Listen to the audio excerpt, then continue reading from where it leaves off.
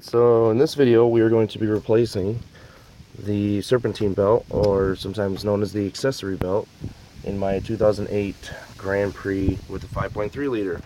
So changing the accessory belt, or Serpentine belt, should be pretty easy. I've got my 1/2-inch drive ratchet here, and I should be able to, well, maybe right here.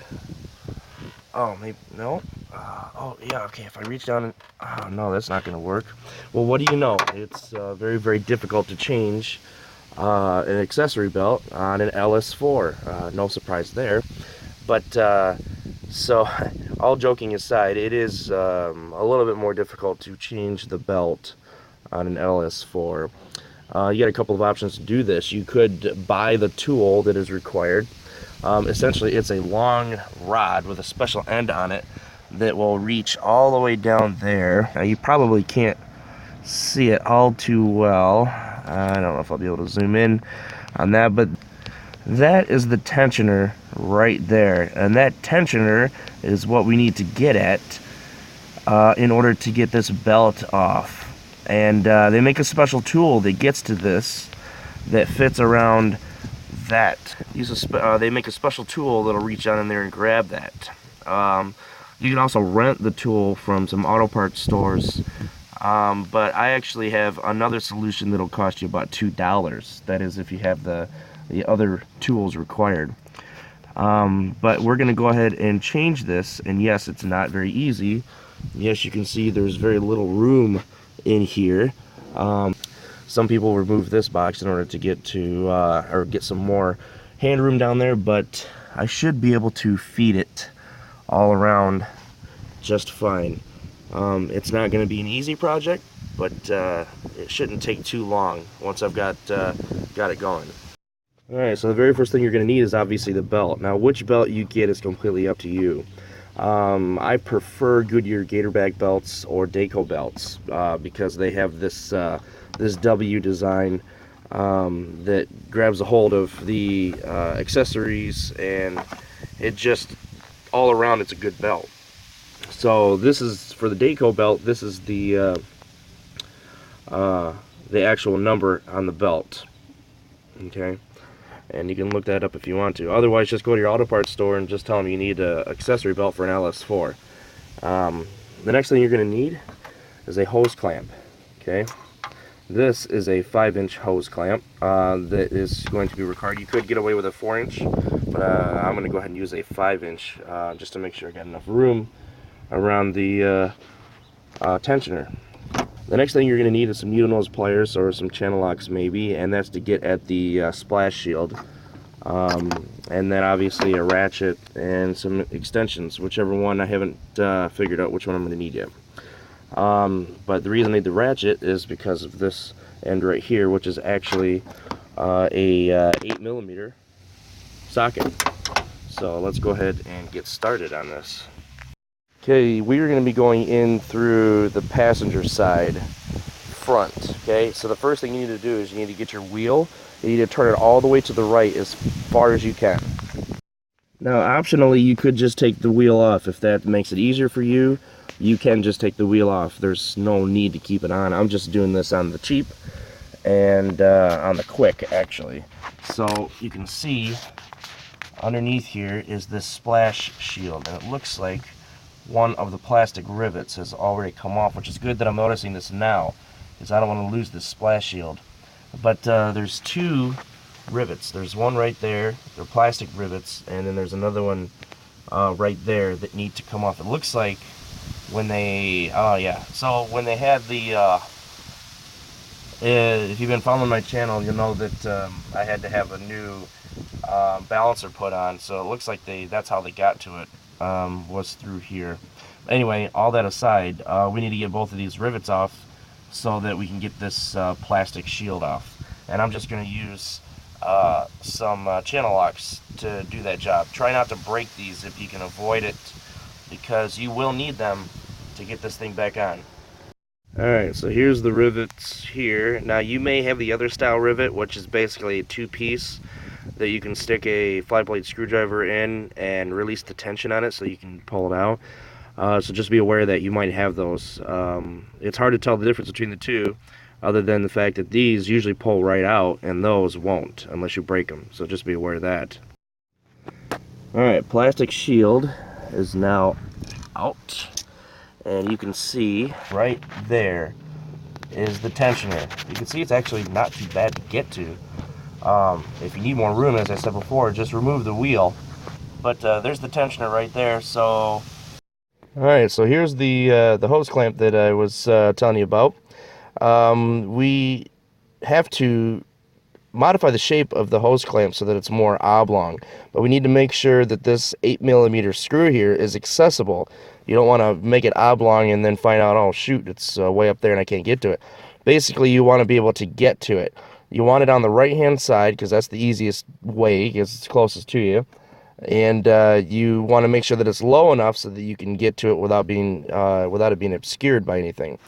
So we're going to basically shape this, which I'm going to be approximate. It doesn't have to be necessarily perfect, but we're basically going to shape this like this. Now I'm just using one hand to do this, but essentially what I'm doing here is I'm shaping it so that it'll easily slide over the tensioner, and then I can just use this and screw it down.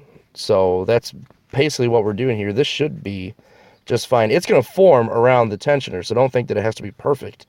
But this allows you to get it over easier, and it's already got its most of the shape. So now that we've got it shaped up, I guess, we'll go ahead and get it on there and release the tension. Alright, so you can see that I have the hose clamp around the tensioner. Make sure it's completely around the tensioner. It's hard to see on the upper side, but just make sure it's completely around it, because as you're tightening this thing down, there's going to be an enormous amount of tension or resistance on this because of that spring. And the last thing you want is for it to slingshot off of there and injure you while you're tightening it down. So just be aware of that. So make sure that it's completely around the tensioner, and mine is.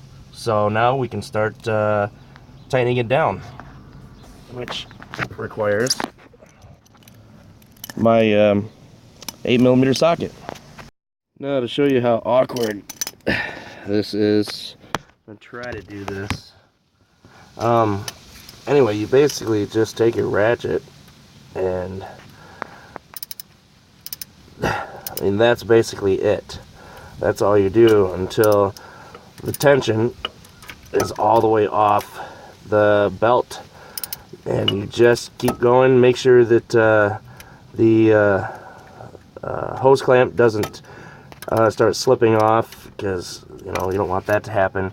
But yeah, I mean, this is basically just on your hands and knees tightening this thing down until it's tight enough to release the tension on this spring.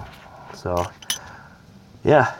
Alright, so you're making progress when your belt becomes super floppy like this. I can almost get this off, but I'm just going to give it a little bit more tension, and I should be able to get it off there. It's a time-consuming process. It's easier if you jack up the car, because then you got a little bit more room to work with, but I'm just trying to show you how you can do it without getting your car up in the air. Alright, so I've released enough of the tension where I can get the belt off. You can see the belt is off now. So it's easy to get the belt off as far as unrouting it. So you don't have to worry about getting it around a certain pulley or whatever. You just basically untangle it until it comes off. So I'll go ahead and do that right now. So I got the old belt off, and a quick visual inspection shows some pretty sizable cracks on this thing, and there's some that are worse than others, but this belt is definitely past its prime. You can see a pretty good chunk right there out of there. So now I've got the belt off, the old belt, which it just so happens to be a Dayco belt. But anyway, so now is a good time to actually check your idlers, your pulleys, to make sure that they're okay. I like to just spin them basically. If they're really hard to spin, there's one right there. If they're really hard to spin, then you may have one that's going bad. So just keep that in mind when you're when you're doing this. If you have one that's completely seized up or locked up, that only moves when there's a belt on it, then you could have another issue. And of course, check your alternator. Just a good idea to check all this stuff while you're at it. So there's one more down there. Yeah, all right, they feel good.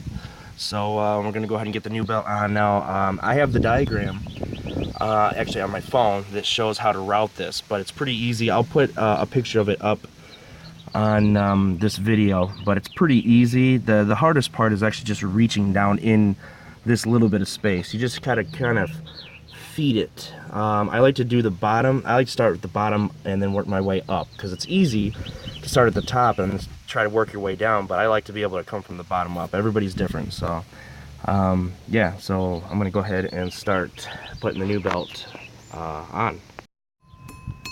My own little wind chime. Alright, so I've completed routing the belt. Now, it is expected that the new belt is going to have less slack than the old belt, because this one is brand new and the old one has been stretching, and that's what the tensioner does, is it keeps a constant tension on the belt, so that while it's new, it has the same amount of grab as while it's you know, got 20,000 miles on it. So before you, obviously you're going to have to release more tension on the belt, which I expected that to happen, but just saved it to prove a point. But anyway, double check to make sure that you've routed properly. Actually, triple check. Make sure that the belt is in the grooves. Make sure you look down and you see where the belt is going to grab anywhere, to make sure that it's in the groove. You can, if you start at the bottom, you can actually reach in under there to grab a hold of the balancer and make sure that it's in the groove. The point is you don't want the belt to slip off as soon as you start it, okay? That's key. So I've already verified that I've routed the belt properly, so now, since I need to get about another 1/2 inch tension released, I'm gonna go ahead and do that right now. Alright, so the belt is now on. I have not released the tension on the tensioner yet. Now is a good time to double check to make sure the belt is routed properly. As far as it's in the grooves, you want to make sure that it's in the grooves. You don't want to start the car and have the belt fly off. Just double check your work, make sure it's in the grooves. This looks good. Oh no, see, right there, you might be able to see that this one is not set all the way, so that would have been a problem. All right, so that's why you double check your work. I almost walked away from that one. All right, so the rest of it looks good. We'll release the tension on the tensioner and start it up. All right, tension is back on the belt. So let's go ahead and start it up.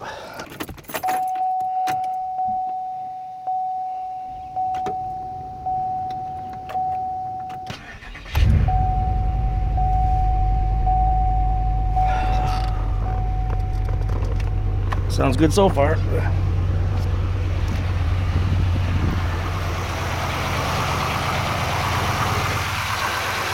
And there it is. Absolutely no noise coming from this belt, which is good. It was squeaking a little bit. You can see down in there, everything is good.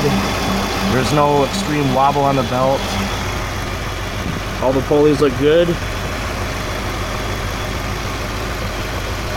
So this thing is done. We are all set. The very last thing we need to do, just in the reverse order, is we need to get this plastic shield back up and up here, because you honestly don't want to do without it. So we'll go ahead and get that back up there. Alright, splash shield is back in, and I'm going to go ahead and take the car around the block to make sure that everything is good to go. Alright, driver on the block, success, no problems, no noises, no nothing. So we've successfully changed the belt, Serpentine belt, in my 08 Grand Prix with the 5.3 liter. This would work with anyone with an LS4, basically. So if you don't want to spend a whole bunch of money on a tool, or don't want to rent a tool, and just want to be able to do it with a couple dollars in parts, well, here you go. So if you have any questions, definitely let me know. Obviously, think safety. If you're going to use a jack to jack your car up, or take the wheel off for more room, make sure you're safe about it. Of course, wear eye protection, etc., etc., etc., etc. In other words, I'm not going to be responsible if you take your hand off, start the car while you're trying to get the belt on, or anything else like that. So hopefully this video helps, and take care.